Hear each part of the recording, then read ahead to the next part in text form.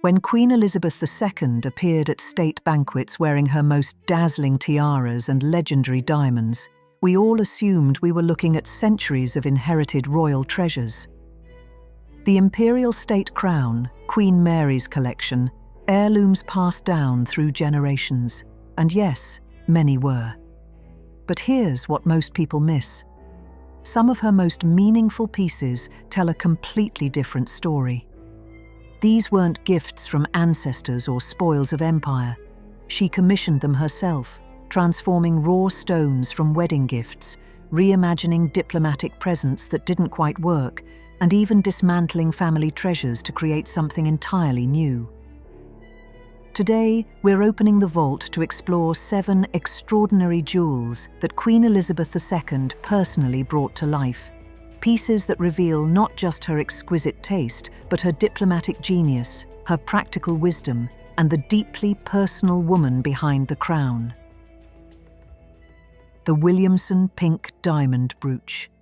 Let me tell you about the Queen's absolute favorite piece, and trust me, when you own hundreds of brooches, calling one your favorite means something extraordinary. The story begins in October 1947.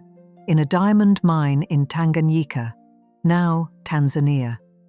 A 54.5-carat rough pink diamond was discovered, and its owner, Canadian geologist Dr. John Williamson, had just heard the news. Princess Elizabeth was engaged to Prince Philip. Being a devoted royalist and hoping to discourage the Labour government from nationalising his mine, Williamson made a bold decision. He would present this uncut stone to the princess as a wedding gift. Now, here's where it gets interesting. Giving an uncut diamond was extraordinary. It meant the young princess could decide its destiny herself. And what did Elizabeth do? She turned to the royal family's greatest jewellery expert, her grandmother, Queen Mary.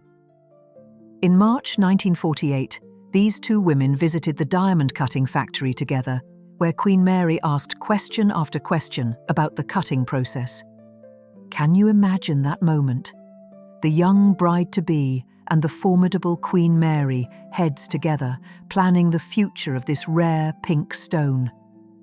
After months of careful work, the rough diamond became a flawless 23.6-carat round, brilliant-cut pink diamond, one of the finest pink diamonds ever discovered. But the crucial decision remained: how to set it. Elizabeth could have incorporated it into a grand tiara or elaborate necklace. Instead, she chose something modern and versatile, a brooch. She commissioned Cartier in 1953, and Frédéric Mieux designed it as a jonquil flower, 5 delicate platinum petals with 2 leaves, placing that magnificent pink diamond at its heart. The Queen wore this brooch constantly throughout her reign. It appeared in iconic portraits with young Charles and Anne in 1954, at her Silver Jubilee in 1977, at Prince Charles's wedding to Diana in 1981, and during her final state visit to France in 2014. She called it her favourite, and after her death, Queen Camilla wore it to a garden party in 2024. A similar-sized pink diamond from the same mine sold for $57.7 million in 2022. The Williamson Pink, priceless, not just for its value, but for what it represents. A young woman's first major jewellery decision, made with wisdom and an eye toward creating something she could wear and love for a lifetime. The Brazilian Aquamarine Parure. From pink diamonds, we turn to the vivid sea blue of Brazilian aquamarines and a jewellery suite that grew over nearly 2 decades. In 1953, as the young queen celebrated her coronation, the president and people of Brazil presented her with an extraordinary gift: a necklace and matching earrings featuring 9 oblong step-cut aquamarines bordered with diamonds. These perfectly matched stones had reportedly taken jewelers an entire year to source. The Queen was so captivated that she did something unprecedented. She commissioned Garrard, the crown jeweler, to create a matching tiara in 1957. using the necklace's detachable pendant as the tiara's magnificent centerpiece. But the story doesn't end there. The Brazilian government, delighted by the Queen's enthusiasm, continued adding to the suite, a bracelet and brooch in 1958. And then came the most dramatic transformation. During a 1968 visit to Brazil, the governor of São Paulo presented Her Majesty with aquamarine and diamond hair ornaments featuring 4 exquisite scroll motifs. Rather than letting these pieces sit separately, the Queen returned to Garrard in 1971 with an ambitious vision: integrate them into a reimagined, more commanding tiara design. The result was spectacular. The tiara now towered majestically, showcasing Art Deco influence with clean lines that emphasized the vivid blue of the Brazilian stones. The complete parure became a favorite for state occasions throughout the 1960s, 70s, and 80s. The Queen wore these aquamarines during landmark tours to Russia and Eastern Europe, and as recently as 2011 in Australia. What I love about this commission is how it reveals the Queen's long-term thinking. She didn't just accept a gift and put it away. She invested in it, expanded it, reimagined it over nearly 2 decades, creating a permanent, growing symbol of Anglo-Brazilian friendship. The Burmese Ruby Tiara. Now let's talk about protection, symbolism, and one of the Queen's boldest commissioning decisions. By 1973, Queen Elizabeth II had an impressive array of tiaras featuring various coloured stones, but she conspicuously lacked a ruby tiara. Red is a national colour of several United Kingdom nations and many Commonwealth countries, making a ruby tiara essential for coordinating with order sashes and ceremonial decorations. So the Queen turned to Garrard with a commission that would repurpose existing treasures into something entirely new. She provided 2 crucial components: 96 rubies that had been a wedding gift from the people of Burma in 1947, and diamonds from the dismantled Nizam of Hyderabad tiara, another wedding present. Here's where the symbolism becomes profound. The number 96 was no accident.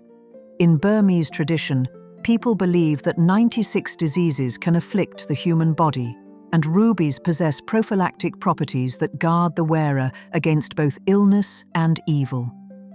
This wedding gift was a gesture of protection and love from the Burmese people to their future queen.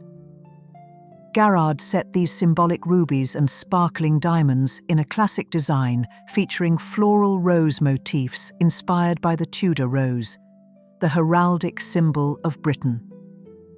The rubies were mounted in gold, the diamonds in silver, creating a piece that was both traditionally British and internationally symbolic. The Queen wore her Burmese ruby tiara regularly, but one appearance sparked particular international interest.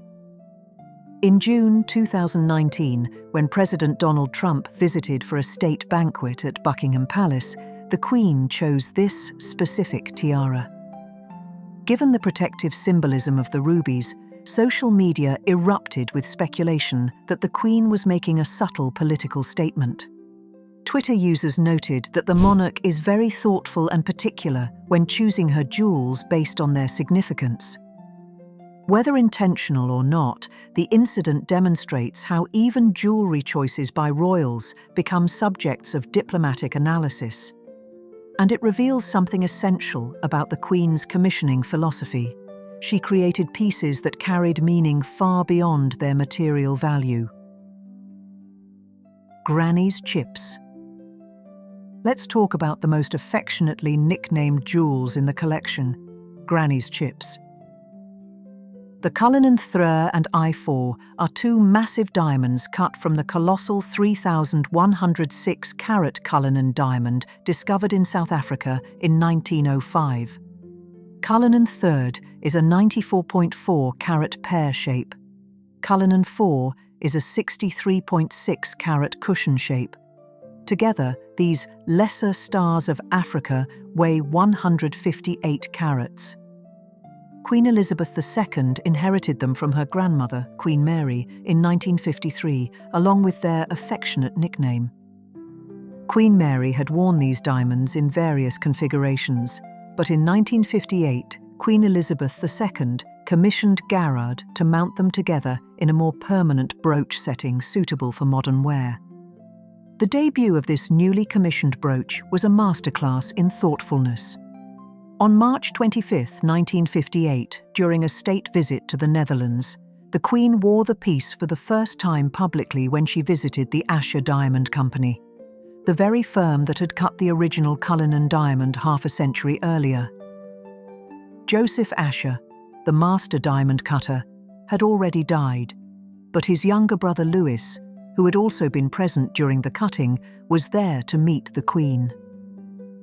In a moment of extraordinary grace, Her Majesty unpinned the brooch and handed it to the elderly, nearly blind Louis Asher for closer inspection. Deeply moved, Asher held the diamonds once more. It was during this visit that the Queen was heard referring to the stones as Granny's chips, the name by which they're now universally known. Jewellery experts estimate this brooch to be worth between £50 million and £180 million, making it potentially the most valuable brooch in the world. But what makes it truly priceless is how the Queen transformed inherited stones into a wearable piece that honoured both her grandmother's memory and the craftsman who created these gems. The Belgian Sapphire Tiara. Here's a story about completing a father's gift and giving new life to jewels with a tragic history. At her 1947 wedding, King George VI presented his daughter with an exquisite mid-Victorian sapphire and diamond parure. Noel Coward, upon seeing these gems, reportedly exclaimed they were the largest sapphires he had ever seen. The Queen treasured this gift from her father, customizing it over the years by shortening the necklace and adding a bracelet and ring. But by 1963, the Queen decided her beloved sapphire suite needed a crowning glory, quite literally. Rather than commissioning an entirely new design, she demonstrated her characteristic practicality by purchasing a 19th century sapphire and diamond necklace with existing royal provenance. This antique necklace had once belonged to Princess Louise of Belgium, daughter of King Leopold II. Princess Louise had led a scandalous life, affairs, time in an asylum, eventually a divorce, and was forced to sell her jewellery to satisfy debts after her father disowned her. Queen Elizabeth II commissioned Garrard to transform this historical necklace into a tiara. The design showcased large square sapphires set within ornate diamond and sapphire surrounds, maintaining the Victorian aesthetic while creating perfect harmony with her father's wedding gift. The completed Belgian sapphire tiara perfectly complemented the George VI Victorian suite, and the Queen wore the full parure for numerous important occasions, including her Canadian portrait in 2020, the last time she would be photographed wearing a tiara. Following her death, Queen Camilla honoured her predecessor by wearing it at the first state banquet of King Charles III's reign. What I find so moving about this commission is how the Queen gave new purpose to jewels with a tragic past, integrating them into a suite that honoured her father's memory and created something she could wear with joy rather than sorrow. The Japanese Pearl Choker. Among Queen Elizabeth II's extensive pearl collection, the 4-strand Japanese pearl choker stands out as a later personal commission that has become iconic across 3 generations of royal women.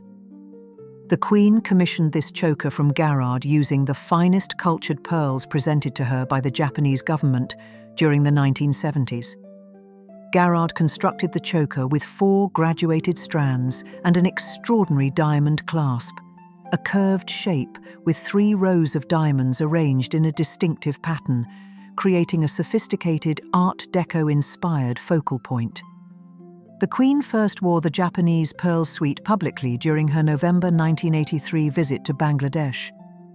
But the choker gained renewed attention when Catherine, Princess of Wales, wore it for Prince Philip's funeral in April 2021 and again for Queen Elizabeth II's state funeral in September 2022. These poignant choices connected 3 generations of royal women and underscored the jewellery's sentimental significance.